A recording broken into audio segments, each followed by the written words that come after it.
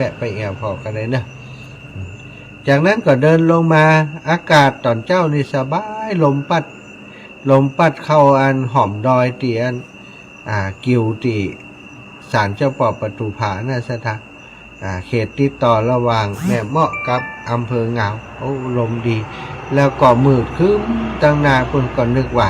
เดินไปสักหน่อยฝนไทยจะห้ำแน่เนาะแต่ว่าเดินไ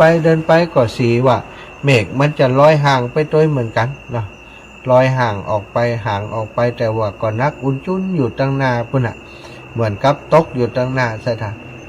อาตมาก็เดินมาเรื่อยๆเดินมาพักอยู่เลยศาลเจ้าป่อประตูผามาสัก 2-3 กิโลก็พักจุดหนึ่งจากนั้นก็เดินมาเรื่อยๆมาจนถึงสุสานป่าจ้าบ้านปังละนะบ้านปังละป่าจ้าบ้านปังละก็พอดีตอน11 โมงปลายใกล้จะเที่ยงแล้วนะก็เลยพักที่ป่าจ้าบ้านปังละก็พักอยู่ประมาณเกือบชั่วโมงนะเกือบชั่วโมงหลังจากนั้นก็เดินทางต่อมาจนถึงบ้านห้วยทากนะเดี๋ยวนี้ก็พักอยู่ที่สุสานป่าจ้าบ้านห้วยทากพอดีระหว่างก่อนจะถึงสุสานบ้านห้วยทากนี่ได้พอแผนที่นะแผนที่ว่าอยู่ห่างจากจุดที่พอแผนที่ประมาณกิโลป่ายกันเลยระหว่างที่เดินผ่านหมู่บ้านก็เสาะหาบ้านของผู้ใหญ่บ้านของผู้นำเพื่อจะบอกเพื่อนขออนุญาตเพื่อนเนาะก็พอดีจับอย่างว่าบ้านปอกกำนันไปพบบ้านปอกกำนันอยู่ข้างทางเลยโรงเรียนห้วยทากมาหน่อยปะบ้านปอกกำนันก็เข้าไปปะใส่ภรรยาของปอกกำนันพอดีก็บอกว่าปอกกำนันเป็นผู้หญิงหรือผู้ชายซะท่า มาเดียวกำนันไม่ยิงกันนักก็ถามเพื่อนว่าอันนี้ไม่หลวงกำนันเนาะแม่นละเจ้าอีหรออันมีอย่างเจ้าอันมีอย่างอาจารย์จะว่าจะขอพักที่ป่าจ้าบ้านเฮาสักคืนเนอะวันผุ่มเจ้า6 โมงก็ออกเดินทางต่ออาตมาจะไปเมืองน่านผ่านไปทางเมืองเงาผ่านไปทางพะเยาออกเชียงคำไปเมืองน่านเดินทุดงได้กะอาจารย์เดี๋ยวเปิ่นก็เอาน้ำเอานมเอาขนมมาถวายแล้วก็มีรถรับคนขับรถโรงเรียนบ้านดอนชัยอีกกันเนาะคนขับรถโรงเรียนกับคุณครูที่ติดตามส่งละอ่อนนักเรียนได้ลงมาซื้อน้ำถวายที่แรกว่าจะซื้อน้ำติดย่ำไปโดยมาได้ซื้อเสกรรมเพิ่นซื้อถวายนะก็มาถึงสุสานที่นี่ประมาณ17 นาฬิกา17 นาฬิกาถึงที่นี่ก็วันนี้เดินเหนื่อยพอสมควร ช่วงท้ายๆนี่เกือบจะมีแหงเดินซะท่าเนื่องจากว่าระยะวันนี้เดินระยะยาวล่ำไปหน่อยเนาะได้พักหน่อยแล้วก็อากาศมันก็ห้อนอยู่ตัวเดินขึ้นเขาขึ้นดอยลงดอยหลายจุดที่มันเป็นดอยเป็นเขานะหลายจุดอยู่มาถึงที่นี้ก็หมดแรงเนาะมาจัดเตรียมที่นอนเรียบร้อยไปส่งน้ำเรียบร้อยตะกี้ก็ว่าจะพักสักกรรมบัดตันนะต้องจัดรายการอันนี้ก็คือชีวิตนะของพระธุดงค์ระหว่างที่ปฏิบัติหน้าที่สถานหลายคนบักกาโทรมาหาเนาะญาติแล้วก็โยมแม่นี่บัดโทรมาเลยแล้วก็หมู่ลูกเต้าครอบครัวคนในครอบครัวก็บักกาโทรมาว่าจะได้โทรมาที่เปิ่นจะได้โทรมาพูดว่าอดอินดูมได้ ไม่อยากฮู้เนาะไล่สดกับพอนะหันแล้วอินดูอีหลักก็เป็นยังเนาะอินดูเมตตากันหันแล้วอินดูเหนื่อยแทนอีหลักมันก็เหนื่อยธรรมดาเนาะสัตว์นี่ก็ทำเพื่อเราอ่อนนักเรียนก็ถือว่าเป็นเหตุผลจริงๆแล้วถ้าบ่มีเรื่องละอ่อนนักเรียนก็คงจะเดินอยู่ดีละเพราะใจ ใจมันอยากจะเดินศรัทธาปีหนึ่งอย่างน้อยได้เดินสักครั้งหนึ่งเป็นการฝึกฝนตนเองเนาะเดินธุดงค์นี้มันได้เผชิญหลายอย่างความร้อนแล้วก็การเดินมันเหนื่อยเนาะศรัทธาเดิน30 กิโลก็ธรรมดานะปวดหัวเข่าแข้งขาวันนี้รองเท้าพุดไปข้าง รองเท้าใหม่แท้ๆซื้อมาบ่ได้ใจกำเตือนรองเท้าใหม่เลยน่ะเดินมาได้กี่กิโลเหี่ยได้เมียงบัดถึง100 กิโลกำเตือนละพุดวะพุทธิปัจจาเนี่ยก็ว่าโอ้ไอ้อย่างบ่อดบ่ทนกาจ้างดาวบ่ได้เนาะบ่อดบ่ทนขี้แคะแต่ว่าเดินย่ำถึง100 กิโลพุทธเห็นแล้ววันผูกก็ต้องไปตั้งหน้าเดินไปตอนห้อนๆต้องไปถอดรองเท้า แถวข้างทางสักปีจะมีพวกนะถ้ามีกอดเท้าเปล่าไปนะมันบ่อดเหรอปกตินี่มันจะกิ้วพวกข้อบนแนจ้างดาวอันนี้เป็นอย่างใดไปมาล่างโดนนั่นเขาลักตัดคือกันเนาะพุทธไปเหี่ยจอนเดี๋ยวข้างเดียวจะไปฮือไผได้เนาะกับคงจะต้องเอาทิ้งไว้จิตปัจจ้าเนี่ยกันมันได้เอาไปตัวนะศรัทธาปปากันคืนนี้อีปล่อยอีแม่ตั้งหลายได้ทราบข่าวสารนะเนาะการเดินธุดงค์ของอาตมาภาพตอนนี้ใกล้จะถึงเมืองงาวแล้ววันพุธนี้ก็ใกล้แหมวันหนึ่งเราเข้าไปสู่ในพื้นที่อำเภองาววันพุธนี้ก็จะผ่านวัดจองคำบ้านหวดอย่างต่างๆไปเข้าสู่ตัวอำเภองาวแต่คุ้มเข้าในตัวอำเภอเนาะจะออกทางซุปเปอร์ไปเรื่อยๆไปทางสายซุปเปอร์เข้าไปพะเยาสถานคำในก็นอนท่านวันพรุ่งนี้จากนี้ไปที่ว่าการอำเภองาว26 กิโลแต่อาตมาบ่ได้เข้าไปทางในเนาะเดินออกไปจากซุปเปอร์นี้นะก็คงจะมีที่พักเป็นสุสานเป็นป่าช้าหรือว่ากลางตรงกลางนาถ้ามันมดแห้งที่ไหน5 โมงที่ไหนก็จะพักให้วันพุธนี้ตอนกลางวันก็ต้องซ่อหาติดเติมไฟโทรศัพท์เพราะวันนี้มันได้เติมละตีนี่มีปลั๊กไฟมีอย่างมดแต่ว่าคัดเอาไฟน่าจะอยู่ในเมนใช่ไหม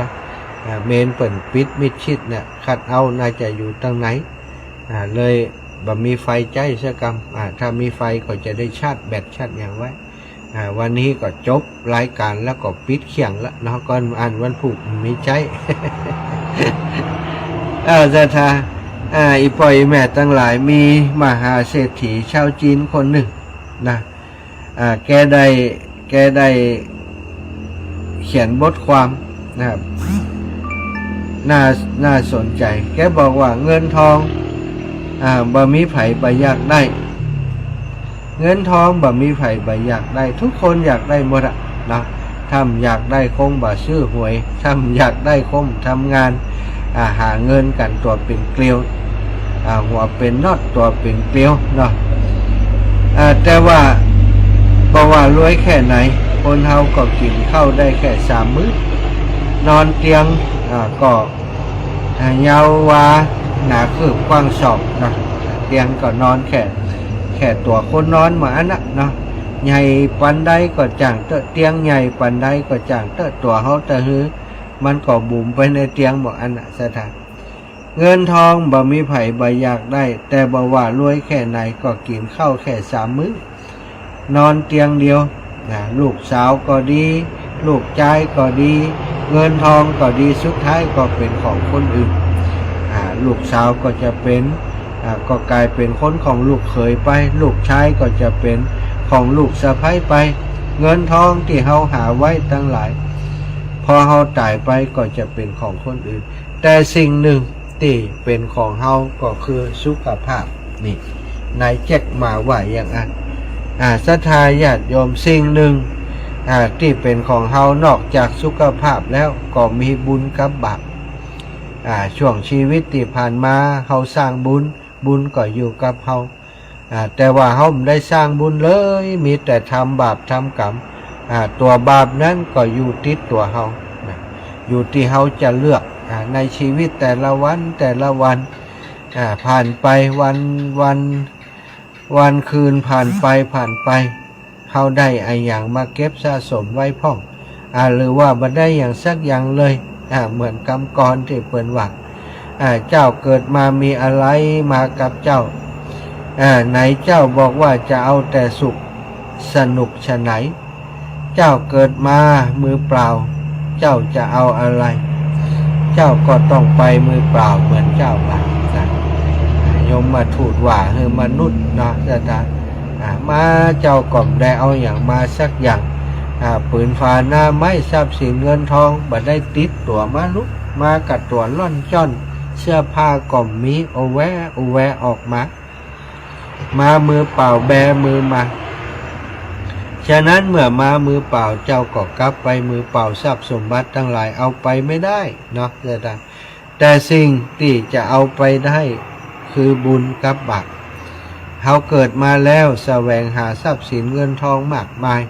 บางคนก็เอามาใช้จ่ายเพื่อจะสนองกิเลสของตัวใช้จ่ายซื้อความสะดวกสบายต่างๆให้กับตัวซื้อเกียรติยศชื่อเสียงให้กับตัวล่องลอยอยู่ในสังคมอยู่ในคำสรรเสริญเยินยอลุ่มหลงมัวเมาอยู่บนโลกไปนี่คิดว่าจะอยู่อยู่ไปเมินอยู่ไปนั้นนะแต่สุดท้ายชีวิตของมนุษย์คนเฮาบัดถึง100 ปีถึง100 ปีมันก็แย่อย่างบ่ได้แบบตีคนหนุ่มคนกำเปิ้นยากนะ100 ปีไปก็ลำบากแต่ว่าอายุคนเฮาบัดถึง100 ปีนั้นจากกี่ปีก่อนแล้วแต่ช่วงเวลาที่เฮาบาปแปลงแห่งมีนี่หลายคนใช้ทรัพยากรร่างกายของตัวเก่าไปในทางที่บ่เกิดประโยชน์แก่ตนมีร่างกายบาปแปลงแห่งมีเอาไปทำสิ่งบ่ดีเหียเอาไปสิ่งสนองกิเลสตัณหาของตัวเก่าเหียพอถึงวันหนึ่งของชีวิตท้ายของชีวิตมามานึกถึงว่าถ้าเขาตายนี่บุญก่อมได้ทำเนี่ยทำแต่บาปเขาจะไปอย่างไรเนาะหลายคนก็มาคิดอย่างนี้พอคิดอย่างนี้ใดก็อยากจะทำบุญสร้างบุญสร้างกุศลให้ตัวเก่าแต่ก็เวลาเหลือน้อยแล้วบางคนแบบมีโอกาสจะทำบุญสุนทานได้กินได้ทานเลยตลอดชีวิตเข้าวัดก็กล้าเข้าอายนี่บางคนมีแต่นะบักเข้าวัดเลยบอกว่าพระเจ้าหันหน้าไปทางใดหน้าตาพระเจ้าเป็นอย่างไรบอกหู้เลยก็มีคงจะมีหลายคนเหมือนกันตอนสุดท้ายพอแต่ตายไปแล้วพอจะตายนะเดือดร้อนดินรนเพื่อจะหาบุญหากุศลติดตัวตนไปบางคนก็บัดตันเป็นน้ำแล้วเนาะอย่างในเรื่องเล่าตีนางคนมิจฉาทิฐิสามีทำบุญอยู่ครอบครัวเดียวกันแต่ภรรยาบ่สนใจทำบุญโดยสามีเหมือนกันแต่ว่าบัดเต็มใจทำสามีเผลอก็ด่าสมณะชีพราหมณ์ต่างๆบัดเอาบุญพอสามีตายไปเพิ่นก็ไปอยู่ในสวรรค์นางก็ใจทรัพย์ไปในทางที่บ่เป็นประโยชน์ลงทานที่สามีเคยทำไว้นี่สั่งงดหมดสั่งงดบ่ฮือทานเป็นผู้มิจฉาทิฐิก่อนแต่จะตายได้7 วันกันเนาะโยมพบาลทั้งหลายโยมพบาลอยากจะให้คนในโลกนี้กลัวบาปกลัวกรรมมาประกาศบอกว่าแหม7 วันนางคนนั้นจะตายแล้วจะไปลงนรกแล้วก็ก่อนจะถึง7 วันนั้นญาติโยมนางก่อนลบอยู่ในห้องพอถึงวันที่7มานึกว่าจะรอดนายนิรบาลสั่งลูกน้องมายับเอาไปแห่ประจานรอบเมืองว่าประจานรอบเมืองว่าหญิงคนนี้เป็นกาลกินีเป็นคนบดีเป็นคนที่ด่าสมณะชีพราหมณ์ขี้จิขี้ทีบ่หุ่มทำบุญนางจะต้องไปนรกวันนี้แล้วแห่ข่วยแล้วก็เอาปลาไป ก่อนจะไปนรกเอาไปพอสวรรค์ที่สามีของนางอยู่ก่อนโอ้นางไปหาอันนี้ที่อยู่ไผนี่ที่อยู่ของธรรมิกะอุบาสกโอ้นายอุบาสกท่านหนึ่งนะโอ้อันนี้เป็นสามีของเขาแล้วนี่เขาจะอยู่ที่นี่นะเขาจะอยู่กับสามีของเขาเทวดาว่าอันนี้เกิดจากบุญที่เพิ่นทำเธอบ่ได้ทำบุญเธอทำแต่บาปจะอยู่ที่นี่ได้อย่างไรร้องไห้จะอยู่อย่างใดกับบ่ฮืออยู่จักลงมาเอาไปปรากฏตัวที่นรกรู้ว่านรกปุ่นสถาญาติโยมนรกที่มีสิ่งสกปรกโสโครกสูงทับถมกัน100ชั่วคนต่อกันสูงบ่สูงนักบ่นักนางคนนี้จะต้องจมไปในหมุดขุดที่เป็นเปลวฮ้อนอยู่ในหั่นตลอดปันปีหันจะได้วะนี่คนบัดทำบุญถึงเวลาจะทำตอนนายนิลบาลจะเอาโจงลงไปนรกข้าเจ้าขอไปเกิดก่อนเถอะขอไปทำบุญก่อนก่อยมาได้กา ขออย่างใดเพิ่นของขึ้นมาเนาะตอนที่บางชียังมีชีวิตอยู่ยังเตือนตัวเองได้อยู่อย่างศรัทธาญาติโยมยังสามารถทำได้อยู่ทำสั่งสมไว้นักบ่ต้องกลัวมันมีนักลั่นไปเนาะยิ่งมีนักยิ่งจะได้เสวยสุขบนสวรรค์เมินนาน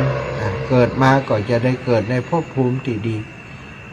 ศรัทธาตั้งอกตั้งใจทำบุญสุนทรทานกินทานกันไปเนอะเอาบุญมาฝากวันนี้เดินทุดงได้กี่กิโลบ่ฮะเนาะก็เอามาฝากศรัทธาญาติโยมทุกคนทุกท่านได้บุญอย่างเดียวกันเนอะอยู่ดีมีสุขอายุมันขวัญยืนพอเวลาก่อน19:45 พอดีใครจะโทรได้แล้วตะกี้ห้ามโทรเนาะตอนนี้ให้โทรก็โทรมาได้เนอะท่านอาจารย์ตุลงถวายความเคารพครับชื่นใจอาจารย์ฝนตกเหรอได้บุญนักเลยนะเนี่ยครับผมอาจารย์ลำบากครั้งที่ผมนอนคุยอาจารย์เฉยเลยไม่เป็นไรหรอกครับอาจารย์กระหลังไม่ค่อยดีอาจารย์มันยอกครับเป็นมาหลายวันแล้วประกอบเป็นคารวาสขายเต็มยกถังไงครับยกถังน้ำแข็งเกลือน้ำแข็งใส่เกลือไม่จะใหญ่เนาะครับยอกมันเนี่ยมันตรงนี้เสียหลักเลยชื่นใจอาจารย์เลยแจ๋วจริงๆขอบคุณมากครับหลวงตาขอบคุณกันอาจารย์เลยขอบุญด้วยเนอะสาธุครับส่งบุญไปให้หลวงตากิจพุทธอุทยานเชียงใหม่เนอะอยู่เชียงดาวพุทธสถานอันนี้ก็ฟังจากสถานีวิทยุ 104.50 เมกะเฮิรตซ์วัดฝ่ายหินเนาะ0808844173เนอะ0808844173มาแล้ววันนี้บ่ได้ไปวัดเนาะวันนี้มันได้ไปวัดยังแฝนน้อยก็จะละออกด้วยเนอะเจ้าแม่อินดูแต่อิ่มใจแล้วท่านนะได้บุญด้วยกันเนาะ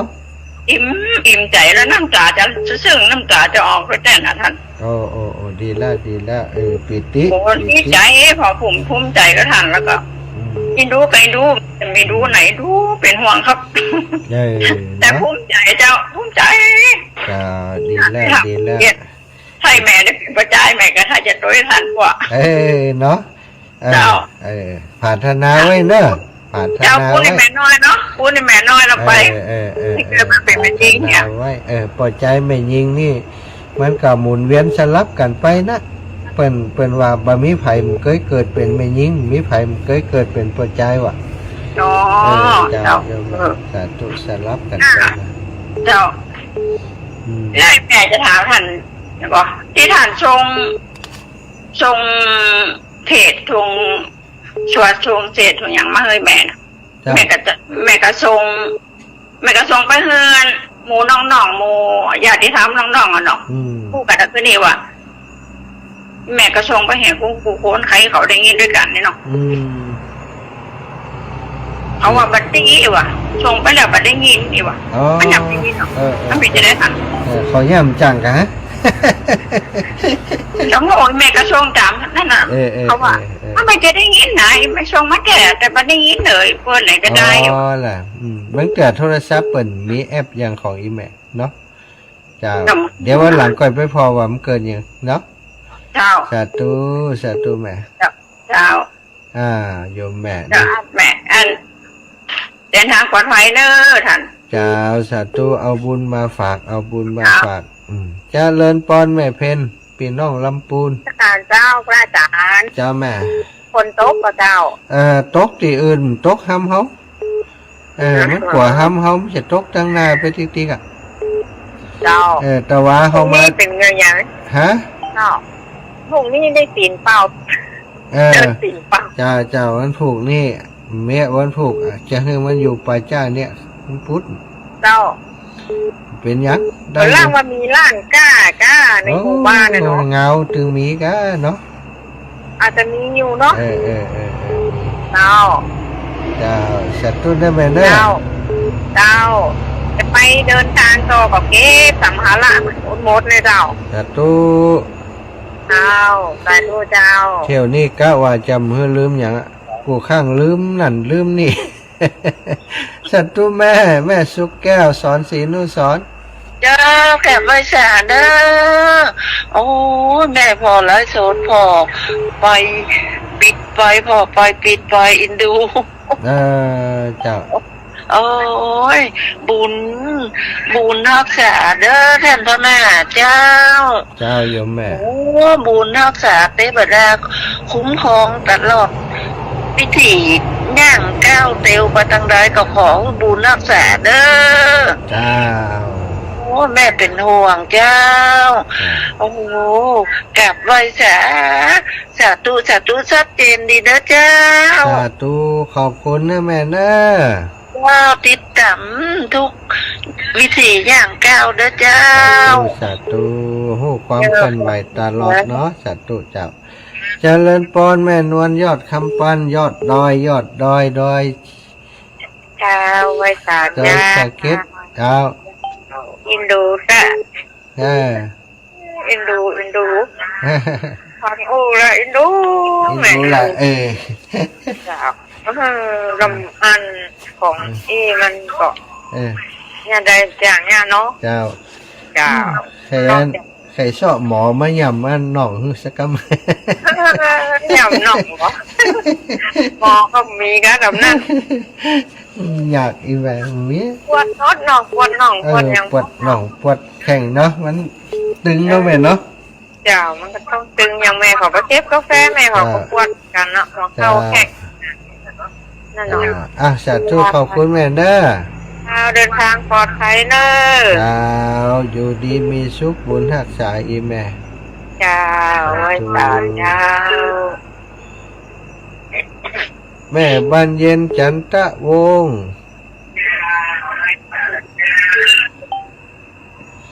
แม่บานเย็นรับแล้วเจ้านมัสการไหว้สาเจ้าเร็วอยู่ที่พระเจ้าไหนก็เจ้าบ้านห้วยถากแม่แล้วก็รองเท้าก็ไม่พุทธอะไรเงี้ยยังไงเนี่ยพุทธก็เอาขวางก่อนวันพุธก็ไปชอบไหมแม่อยู่ใกล้แม่จะเอาไปส่งเมื่อเป็นยังรองเท้าซื้อใหม่เราจะได้มาพุทธเนาะนั่นแน่โอ้บ่อดบ่ทนอย่างหู้มันดูแต่อะไรแม่อยู่ใกล้แม่เอาไปส่งเมื่อจะตุ้นได้แน่เจ้ารักษาตัวดีๆนะกันเนอะเจ้ารักษาบุญรักษาเอาจบดีนะวัตการเจ้าจะตู้เจริญพร6514เจ้าไม่สาเจ้าจากตั้งใดจากไม่สวยจนตองนะเจ้าเจ้าผมเพิ่งกำลังใจข้างนะเจ้าดีกะสาธุขอบคุณหลายๆกำลังใจจากจอมต้องการเจ้าอันนี้แม่อย่างนี่นิตยาเจ้าแม่นิตยาอยู่จอมต้องเนาะอยู่หิมพระราชจอมต้องท่านกะก็ว่าบ้าน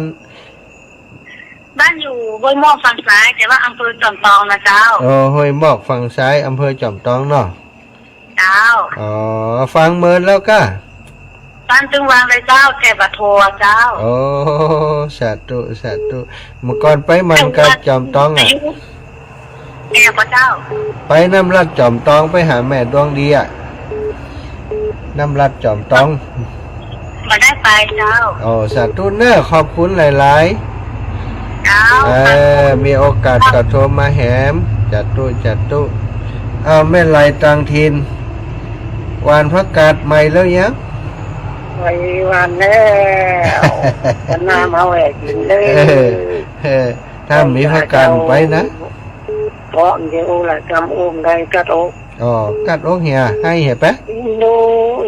ให้เหี่ยปะให้เหี่ยเลยให้เลย ให้อยู่เนี้ยให้อยู่เนี้ย ให้เหี่ยโอ้ยเดี๋ยวจะไป ดูการ หา ปลอดภัยเลยเจ้า สาธุอูนักจะให้มือให้เจ้าเอาเจริญพรแม่สมบูรณ์วงแส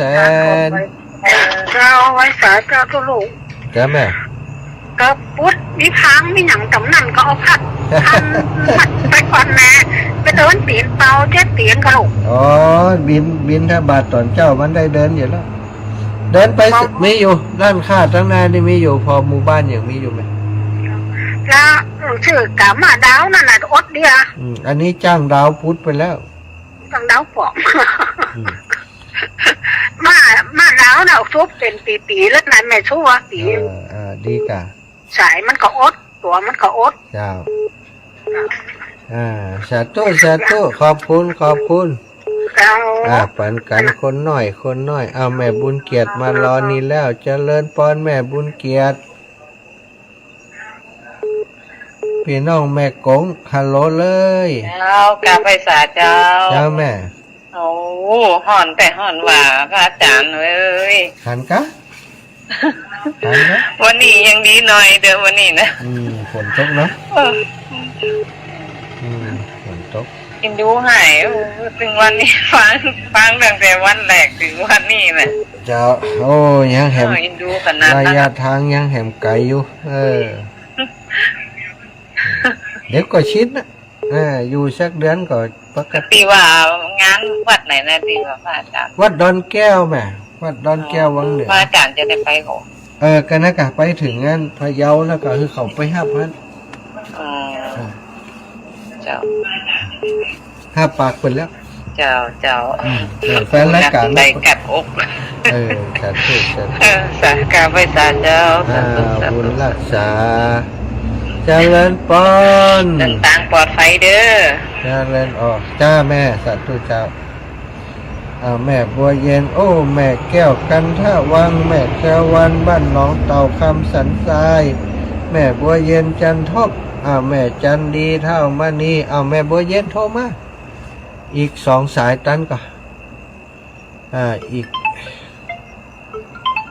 แม่แก้วกันท่าวังยังแหมสัก2 สายถ้าจัดปันเจริญปอนย่า ไม่แสบเด้อ ถึงหน่อยแล้วประเดี๋ยวนะโอ้ดินดูอ่ะ ใกล้จะถึงวัดจองคำแล้วอีแม่ โอ้เดินทางก็ปลอดภัยเด้อ จ้าฝนตกก็จอมต้อง โต๊ะคุณตกนะ เฮ้ตกตีอันเมืองเงาแต่มันตกห้ำห้องก็แม่ โอ้ไม่แสบเด้อโชคดีเด้อลูกเด้อ เจ้าแม่ เดินทางก็ปลอดภัยอะไรมันก็แล้วไปก่อยไปปวด สาธุไม่ ฟั เป็ ง น เล่าตะกี้น่ะน่าเดินดู มันเดี๋ยวชื่อใหม่เจริญปอนแม่บัวเย็นจันทบ ข่าวพุทธแต่จะไปเนี่ยจะได้อยู่ผู้ฟังเจ็บไปคือบ่ เอามาเลยเจ๊ไหมอย่างเพ่แม่ เจ็บมันวิ่งลำปางงาวไง มันวิ่งทุกวันเหรอบ างวันถ้ามีไข่เมาไปไหนมันก็ไป เหรอ เราจะไปซื้อไหนนั่น มีการไปเลยไปสอบไปเลย การเป็นอยู่ไหนพุ่นน่ะติดไปสะพานพุ่นน่ะ จังหวัดที่ไหนกันเดี๋ยวแม่ยานั่นเป็นชื่อแม่ครูอาลีพันธ์ ฮะ หูเจ๊มันไปแค่นี้มันจะฝากไปเฮือเนาะ มันตะวันวันนี้มันไปนะเพิ่นเหมาไปไหนผู้เจ้าเหมาไปไหนมั่ง อ๋อจ้ะ เมื่อกี้เสน่ห์กระหลงว่าบ้านเปิดฝนตกตั้งแต่บ่ายโมงอ่ะ โอ้ตกหนักขนาดนั้น ยังตกหนัก ต้องตกข้างลมขึ้นมานะ ใช่เมืองปานก็ตกจ้ะเอาซะ ระวั ตู้ งบ้านเฮาห้อนแล้วก็มีลมด้วยนะ เนี่ยซะตู้นะ เจ้าสาธุเจ้า ซะตู้ขอบคุณอีแม่ เจ้า จะเลินป้อนแม่แก้วสิงแก้วกาดโปง เจ้าฝากอยู่ด้วยลูกเด้อที่นอนบนมองเด้อวันดีเนาะ หันได้อีก หันแล้วหันหมด หันแน่ นอนที่ไหน นั่นที่ น ไหน อนที่ ก็ ไหน หัน ก็หันหมดนะ ดีแล้วน่ะหันที่นอนลูกหมอวันนี้รับดีนอนดีเด้อ สาธุแม่เจ้า เจ้า จะทายใหญ่สายสุดท้ายมาแฮม79781เจริญพร เจ้ากราบนมัสการเด้อขอเดินทางด้วยความปลอดภัยนะเจ้าถึงไหนแล้วเจ้า ถึงบ้านห้วยถากใกล้อันแฮมบะไก่ถึงงานวัดจองคำแล้ว จังหวัดเป็นอย่างไรเจ้า จังหวัดลำปางอำเภอเงา อยู่เขตลำปางอยู่อีกเนาะ เจ้า ขอรักษาสุขภาพอากาศร้อนพระเจ้าทั้งพุ่น ฮ้อนอยู่เจ้า ไม่ได้ยินเสียงบัวบูชาก็ไม่ได้ยิน เจ้า ขออยู่ดีมีสุขเลย สาธุจ้าศรัทธาญาติโยมรวดลากันในนี่กันนี่จัตตาโลธรรมาวทันติอายุวันโนสุขังพลังเนอะพี่น้องไม่ย่อยสันใจฟังท่านอยู่นะเจ้าต้องจ่ายไปให้ท่านอาจารย์เนอเจ้าอยู่ดีมีสุขระวังลมเนอะระวังฝนเนอะสาธุจ้าบุญรักษาบุญรักษาอยู่ดีมีสุขเหมือนกันเนอะภัยติ่มตันก่อมเป็นยักษ์โอกาสหน้าว่ากันไหมโอกาสหน้าค่อยโทรมาใหม่เนอะขอบคุณหลายๆทุกคนทุกท่านเว